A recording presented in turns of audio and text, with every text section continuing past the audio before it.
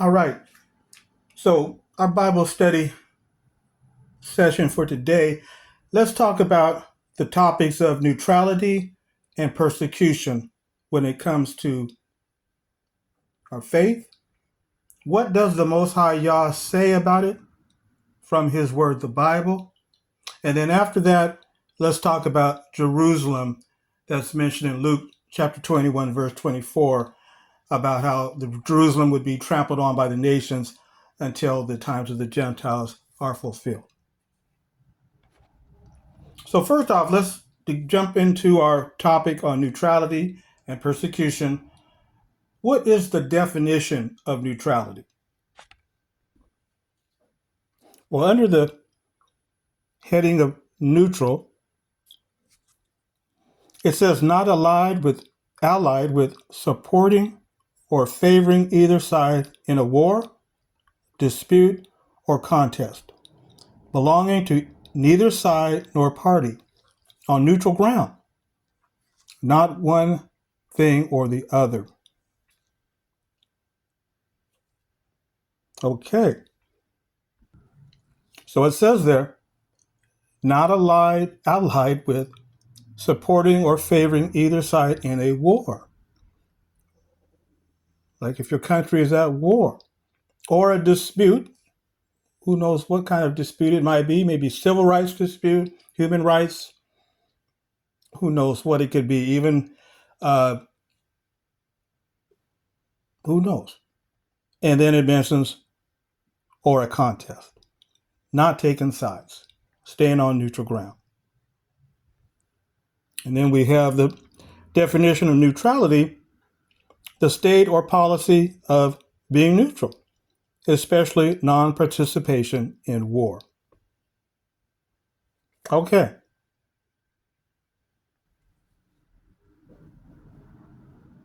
So let's get into this. So Yeshua taught us that his followers should be no part of the world. Okay? So this would include being neutral, not taking sides in the world's politics and wars. So realistically, it is not always easy to be neutral. We know that. We may be ridiculed because of this. But how can we stay neutral and remain loyal to the Most High Yah? That's the question. How can we stay neutral and remain loyal to Yah? Now, as Christians, we know that we are supposed to respect the government, even though that is hard to do, especially now today because of all the things that we see governments doing. But we know that Yah put them in place. And like he says, vengeance is mine, says Yah. So we don't take it upon ourselves to be trying to overthrow, any particular, entity or trying to sabotage. No, we Christians, we stay apart from that. We try to show peace because that's what Yeshua, he gave us the example. And so we think about this situation here in Mark chapter 12, verse 16 and 17, when somebody brought up a denarius coin to Yeshua and asked him, should they pay tax to Caesar or not? And verse 17, Yeshua answered and said unto them, render to Caesar the things that are Caesar's, and to God the things that are God's. And they marveled at him. So we see here that Yeshua never made an argument about taxes in his day. He never said, no, don't pay them taxes to the Romans. All they're doing is turning that into war implements and war machines, war weapons to kill us and to kill other people. Do not give your taxes. He didn't do that. He said, just go ahead and pay your taxes, even though it was a very controversial topic in Yeshua's day, because many of the Hebrews did not want to pay taxes. They hated the Roman government, and they didn't want to pay taxes. But Yeshua said, go ahead and pay the taxes. He didn't make it a big issue.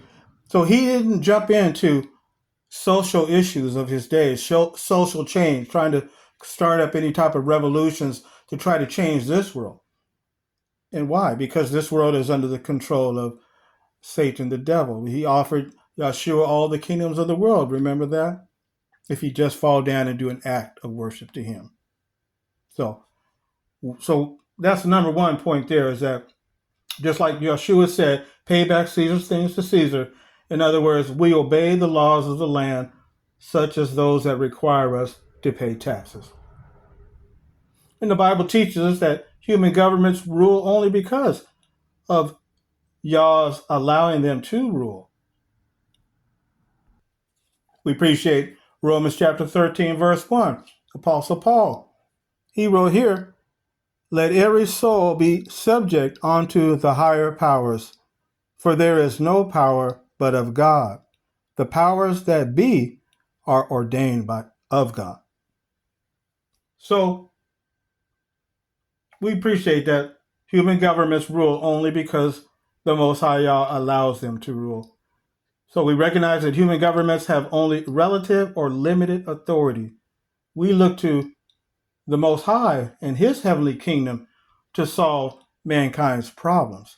And we discussed that a few days ago when the world tried to say they're going to bring peace and security or peace and safety.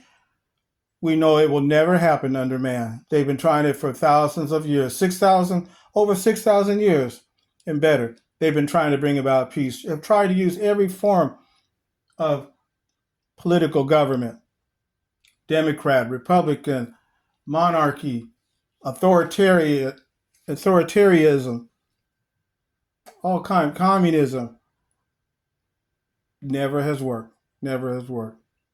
So we appreciate that we show them respect, the governments that is, because we know that Yah put them in place to have some relative form of civil order. Otherwise, it would be complete anarchy if we didn't have any type of rule.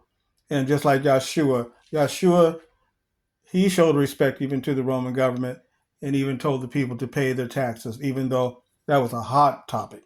Nobody wanted to pay their taxes back then. But Yeshua didn't jump into that. He said, just pay your taxes, but give God what's due him. So then, how can we show that we are neutral? Well, like Yeshua, we do not get involved in politics. When the people saw one of Yeshua's miracles and they tried to make him their king on earth, what did he do? Let's notice John chapter 6, verse 15. Notice what Yeshua said here in John chapter 6, verse 15. When Jesus therefore perceived that they would come and take him by force to make him a king, politics, he departed again into a mountain, himself alone. See, he ran away when the crowds were trying to make him king. He ran away. He didn't want no part of this world. And we know later what Yeshua said later on in John chapter 18, verse 36. He said here, when he was brought before Pilate, and Pilate was asking him all these questions, where are you from? Who are you? In verse 36, Jesus answered, my kingdom is not of this world. If my kingdom were of this world, then would my servants fight, that I should not be delivered to the Jews. But now is my kingdom not from hence. So we see there, Yeshua said, my kingdom is not of this world. Otherwise, my servants would have fought and they would have protected me, but I didn't tell them to fight for me. My kingdom is not of this world.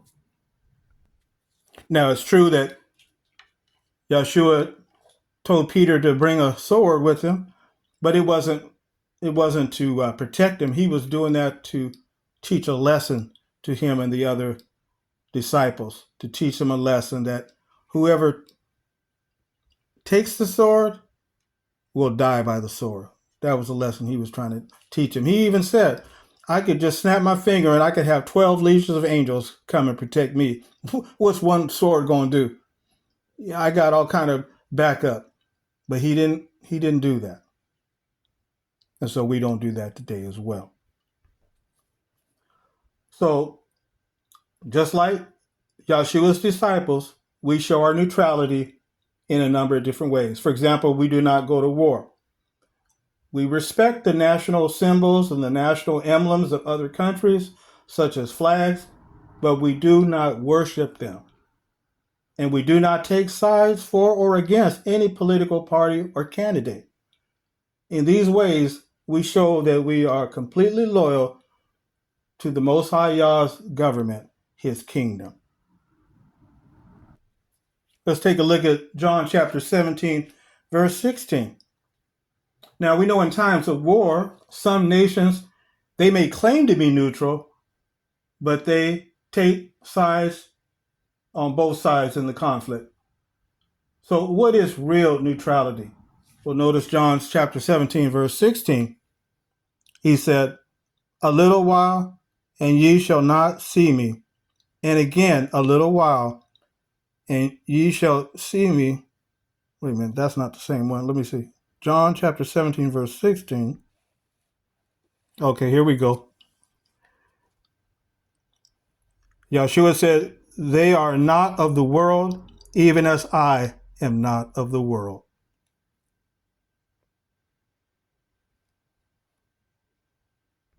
So we stay completely neutral.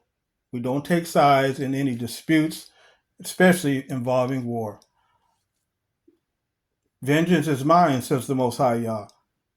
So who am I or you to take part in trying to overthrow or try to fight against or try to talk somebody into taking this side or that side over this candidate or this political party? No, The Most High Yah will take care of it in his own due time. We have been given an assignment to preach about the kingdom. That's our assignment. It's not the same assignment as it was back in the Hebrew Israelites' days under King David and under the kings when they were going out. They were doing the wars of the Most High. That was a different time period. Now the Messiah has come. He came in the first century.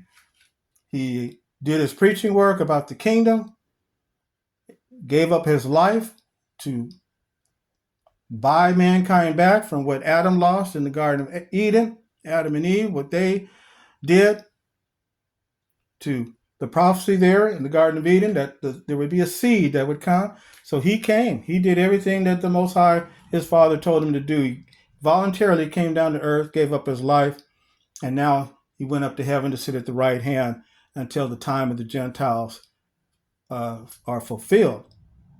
And then he will take his place on the throne.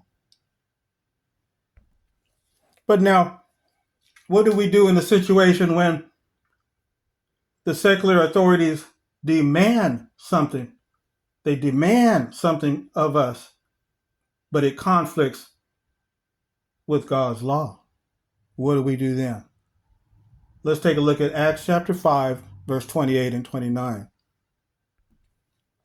Now we know in Acts chapter 5, verses 18 through 21 there, we know the account there where the Hebrew Christians were spreading the message of the kingdom throughout Jerusalem. They spread Jerusalem with their teachings.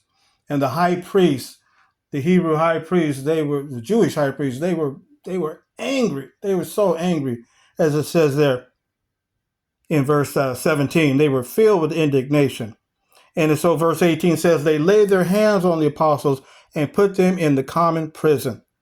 But verse 19, but the angel of the Lord by night opened the prison doors and brought them forth. Now, we recall in verse 22 how the officers came back to the prison. They didn't see the apostles there. They scratching their head. What happened? How did they get out? And so verse 25 talks about they came one and told the high priest, saying, behold, the men whom ye put in prison are standing in the temple and teaching the people. Verse 26, then went the captain with the officers and brought them without violence, for they feared the people, lest they should have been stoned. But notice in verse 28 and 29, here the high priest said to them in verse 28, saying, did not we straitly command you that ye should not teach in the name of Yeshua? And behold, ye have filled Jerusalem with your doctrine, and intend to bring this man's blood upon us. Notice what Peter and the other apostles answered back. 29. Peter and the other apostles answered and said, we ought to obey God rather than men. So, if we are in a situation where the secular governments, they demand that we do something, but we know that it conflicts with the Most High Yah's law, we follow the scriptural command or principle here in Acts 5, 28, 29. We obey God as ruler rather than men. So if there's a conflict between human law and God's law, whose law should we obey? Can you think of any circumstances in which Christians would not obey the secular authorities? Think about that. See, we need to be neutral in thought and in action. How can we remain neutral, for example, when it comes to international sporting events? Okay.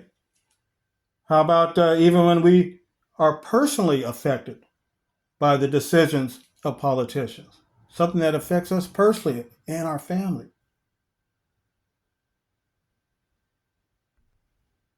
What if you were to go to like I say, a sporting event, basketball game, football game, whatever, soccer? Someone may ask, well, why don't you salute the flag or sing the national emblem? I've gone to a basketball game several times, and they get ready to do the national emblem or Pledge of Allegiance, whatever it is, and everybody stands up. Not me. I don't stand up. I show respect to the flag. I show respect by paying my taxes and obeying the laws of the land. But I don't stand up to a piece of cloth. I sit down respectfully, quietly. I'm not trying to cause a drama. I'm not trying to talk somebody else into it. I just sit there respectfully with my head down and just quietly listen. But I don't stand up because that's a form of giving allegiance. And the same thing when you're at school and they, or different countries, they may have a certain pledge that they do at the beginning of the school sessions, and everybody stands up and they recite that, and then they have them put their hand to their head or put their hand over their heart. See, what are we to do as Christians? Are we being neutral? See, we have to be neutral. Let's take a look at an example, and we wouldn't do that. Actually, we wouldn't put our hand over the heart, or because that's a form of idolatry. That's a form of idol worship. Let's take an example in the book of Daniel. Let's go over to Daniel. Notice here in Daniel chapter 3, and we're going to read verses 1, and then we're going to read verses 4 through 6, and then we're going to read verse 12. So this is talking about during the time of Nebuchadnezzar when they were in Babylon. And we remember the Hebrews, they were taken captive and they were brought there as slaves. And we remember the story about the three Hebrews, Shadrach, Meshach, and Abednego. Let's pick it up here. Chapter 3, verse 1, it says, Nebuchadnezzar, the king, made an image of gold, and height of which was 60 cubits, and the breadth of which was 6 cubits. He set it up in the plain of Dura in the jurisdictional district of Babylon. Verse 4. And the herald was crying out loudly, to you it is being said, O peoples, national groups, and languages, that at the time that you hear the sound of the horn, the pipe, the zither, the triangular harp, the string instrument, the bagpipe, and all sorts of musical instruments, you fall down and worship the image of gold that Nebuchadnezzar the king has set up. And whoever does not fall down and worship will at the same moment be thrown into the burning fiery furnace. What would we do? That was a national anthem that was being played when Nebuchadnezzar came out. And when you hear the music, you are to bow down. That was the custom that they did in Babylon. Today, we do it maybe a little bit differently. We stand up and put our hand over our heart or our head or whatever, salute. Back then, they fell down. When they hear the music, they was to fall down. That was their national emblem. Notice in verse 12, it says, there exist certain Jews whom you appointed over the administration of the jurisdictional district of Babylon, Shadrach, Meshach, and Abednego. These able-bodied men have paid no regard to you, O king. They are not serving your own gods, and the image of gold that you have set up, they are not worshiping. Something to think about, isn't it? So, what areas can you think of where y'all's people, true Christians of the way, would remain neutral in thought and in action? Well, we know that every so many years, depending on what country you live in, people choose a leader, right? They choose the people for other various positions on a national, state, county, city level. And, in many countries, they require young people to sign up for different groups to defend the country. So think about that. What about when some traumatic event occurs and some controversial decision is made by a government? What do many people do oftentimes to show that they're going to take a stand for or against? They have marches, don't they? Marches, protests, demonstrations. So when these things confront us, what does the Most High want us to do? What did Yahshua say and do? Well, the scriptures speak of being neutral. Well, we'd have to remember the principle in Acts chapter 5, verse 28 and 29. And remember what that was? Let's read it again. Actually, verse 29. Acts 5:29 says, then Peter and the other apostles answered and said, we ought to obey God rather than men.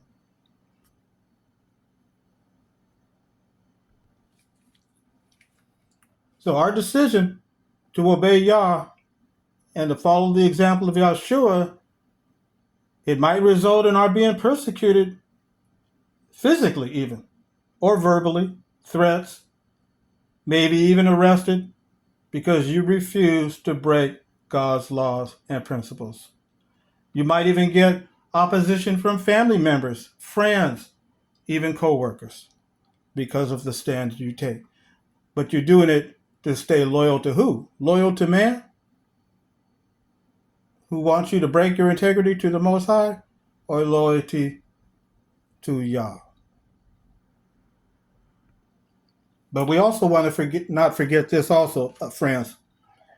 We also want to be reasonable and not lose our temper, get into an argument or something like that. We want to be respectful and make it peaceable if we have a confrontation with somebody trying to get us to do something that we know is against the Most High's law. We want to do it in a respectful way and explain it to them in a respectful way. Notice 1 Peter chapter 3, verse 15. But sanctify the Christ as Lord in your hearts, always ready to make a defense before everyone that demands of you a reason for the hope in you, but doing so together with what? With a mild temper and deep respect. So we never want to lose our cool. We don't want to put our hands on someone, let it escalate, get them to push our button, cause us to do something and then we end up doing something that is breaking the law. And we let ourselves get out of control, lose our self-control. No, we don't want to do that, because 1 Peter chapter 2, verse 20 reminds us, for what merit is there in it if when you are sinning and being slapped, you endure it? But if when you are doing good and you suffer, you endure it, this is a thing agreeable with God.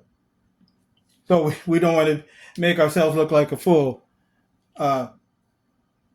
because if we're breaking the law and we're getting slapped and beat down and punished because of that, well, then that's not giving any glory to the Most High, is it? So we want to make sure that we, like 1 Peter 3:15 said, if anybody asks of us why we believe the way we do, show it to them from the scriptures, but do it in a peaceable, respectful way with a mild temper and deep respect. So those are just a few things I wanted to bring out to you today, friends, as far as neutrality and persecution. Yes, persecution is going to come when you start sharing the truth of the Most High with your friends, your family members, relatives, co-workers. Some will listen, and some may get very upset, and they might even get violently upset. And then we know that, as the points that we mentioned, different countries, every so many years, they want to elect different ones to do different things, or young people get drafted in certain groups to defend their country, or you go to a sporting event and everybody wants to stand up to pledge allegiance to their particular flag or emblem. We have to stay neutral, just like Yeshua said, I am no part of this world. Now let's talk about one last thing here I want to talk with you about, and it's about Jerusalem, the current day Jerusalem. Now, many people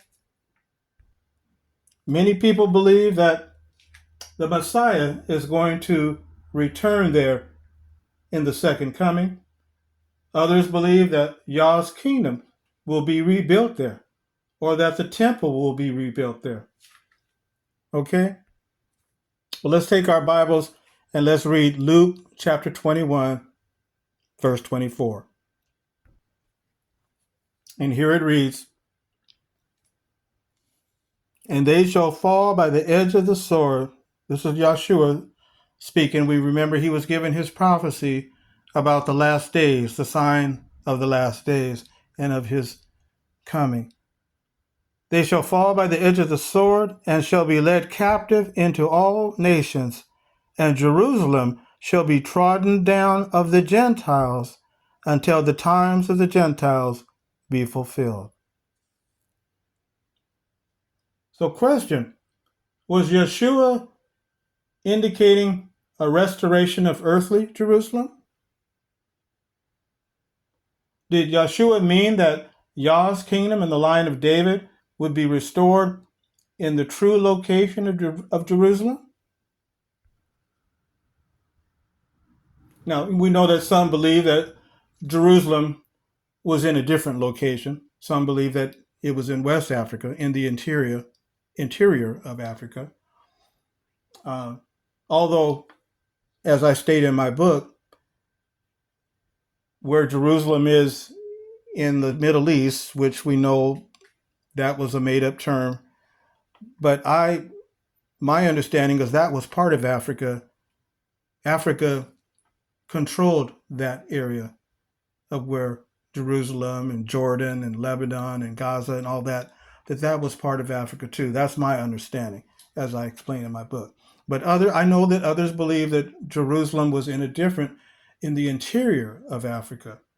So but those are the two questions I wanted to propose to you based on that scripture we just read in Luke 21:24. Was Yeshua indicating a restoration of earthly Jerusalem? Because he said Jerusalem would be trodden down until the times of the Gentiles are fulfilled. So did he mean that? Did he mean that Yah's kingdom and the line of David would be restored in the true location of Jerusalem? Well, I want to tell you, friends, it does not refer to earthly Jerusalem. The Jerusalem that's mentioned in Luke 21:24 does not refer to earthly Jerusalem. And it also does not refer to the earthly Jerusalem that was captured by the British in 1917 and remained under mandate to British rule until 1948, when the Republic of Israel began. Doesn't refer to that either.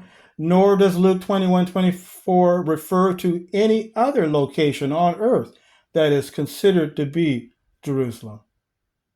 Why and how do we know that? Why do I say that? Why do I say that, family? Let me show you from the scriptures. Let's take our Bibles and let's go over to Matthew chapter 24 and verse 3. Matthew 24, verse 3. Now I'm going to read it first from the King James, and then I'm going to read it from a Greek English translation where they have the English on one side of the page and they have the Greek on the other page. So here we go. Matthew 24, verse 3. It says, "And so he sat upon the Mount of Olives. The disciples came unto him privately, saying, Tell us, when shall these things be? And what shall be the sign of thy coming and of the end of the world?" Now let me read it to you from the English Greek translation. And keep in mind here, it says, Tell us when shall these things be, and what shall be the sign of thy what? The sign of thy coming. Well, let's find out what Greek word were the translators of the King James Bible referring to when they translated this into English. What Greek word were they translating the word coming from? Now, this is from the emphatic diaglott, containing the original Greek text of what is commonly styled the New Testament. The emphatic diaglott by Benjamin Wilson. I think he published this. This is a 1942 edition, but I believe the original came out in 1865.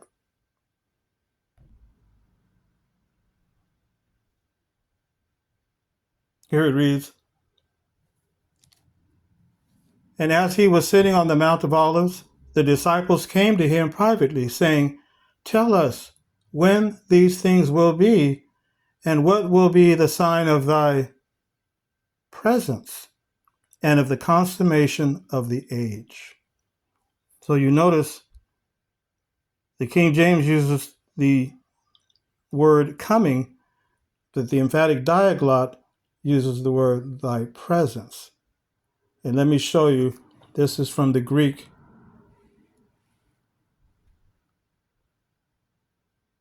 Let's see if I can find that verse here. Okay, here it says here, sitting and of him upon the mountain of the olive trees. My eyes are not that good. Came to him the disciples privately, saying, Tell to us when these things shall be, and what the sign of thy presence and of the end of the age. So we see the word presence. Here's the Greek word. The Greek word is parousia. Parousia. And let's look it up in W.E. Vine's Expository Dictionary to get a definition of that word. Make sure that we are understanding that correctly. All right, so let's go to W.E. Vine's Expository Dictionary. And we'll go over to page 208 under the subheading coming. And we see it has various Greek words here depending on the context. But the word that we're looking for is this one here, parousia. And notice it says there, it says parousia, literally a presence. Para, with, and ousia, being from My eyes are just not good. Emi, to be, denotes both an arrival and a consequent presence with. Goes on to say, parousia is used to describe the presence of Christ with his disciples on the Mount of Transfiguration when used of the return of Christ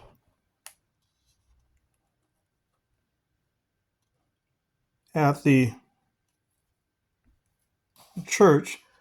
It signifies not merely his momentary coming for his saints, but his presence with them from that moment until his revelation and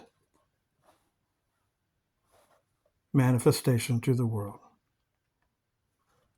So it signifies not merely his coming, but also his presence. And that's what we said parousia is. It literally means a presence, both an arrival and a consequent presence with. And so this is the reason why the emphatic diaglott translation mentions here, tell us when these things will be and what will be the sign of thy presence, parousia, and of the consummation of the age. Or the King James says the end of the world.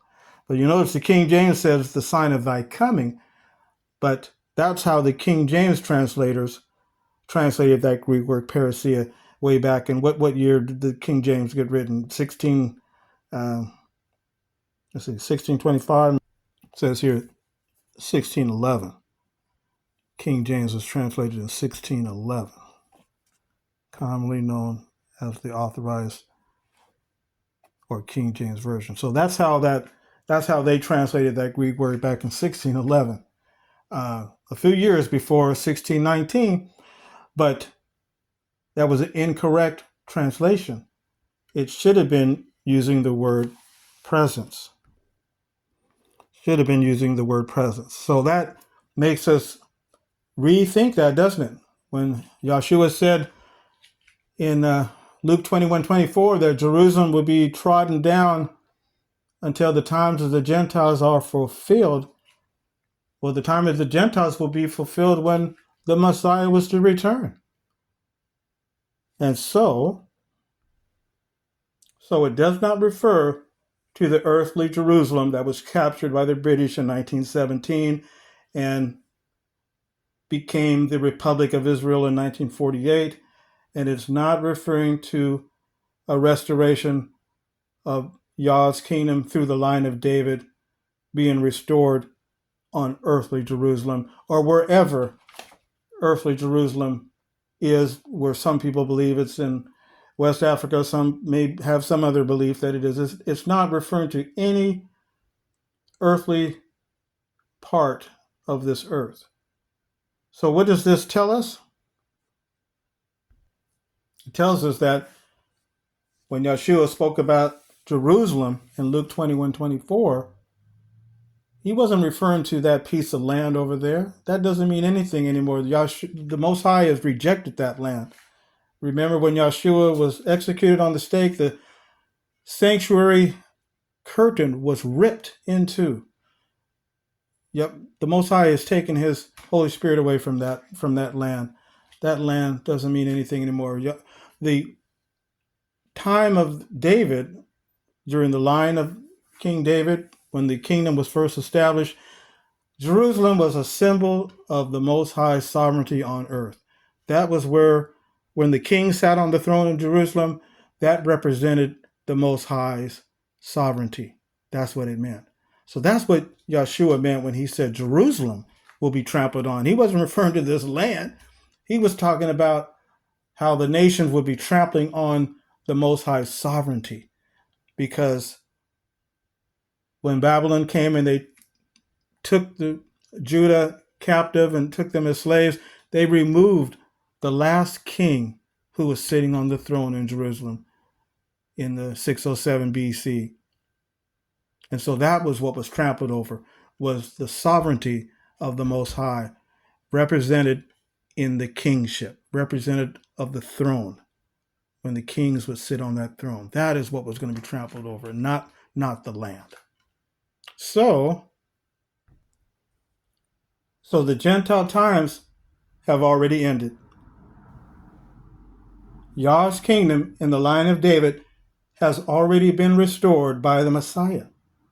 The kingdom started ruling in heaven in 1914 when the Messiah Yeshua, Jesus, returned, according to Matthew 24:3, parousia, returned invisibly, and the last days of human political rule began.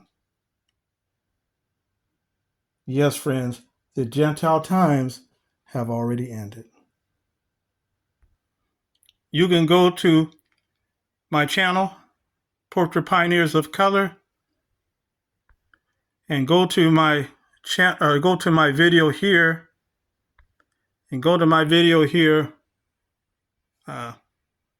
when do the Gentile times end and what will happen?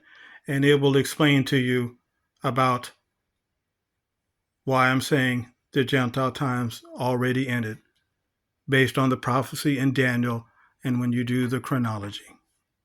So check out that video here.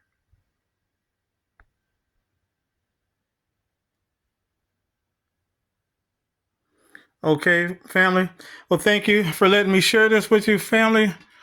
And please, if you haven't already picked up a copy of my book, The Line of Shem and the Seed of Judah, as well as the new book, 1619, The Times of the Gentiles and the Seed of Judah. So, family, thank you for letting me share this information with you, this little Bible study we had today about persecution and being neutral, showing our neutrality, stay loyal to Yah, and this information about Jerusalem, because that is a political topic too, and we do not want to get the wrong interpretation, the wrong understanding about the prophecies of Jerusalem. So please share, like, and subscribe to my channel if you like the content. And as I always say, if the servants of Jehovah come to your door, please give them some of your time. Until next time, family, y'all please be safe out here in these last days. It's getting crazy out here. Please be safe. Until next time.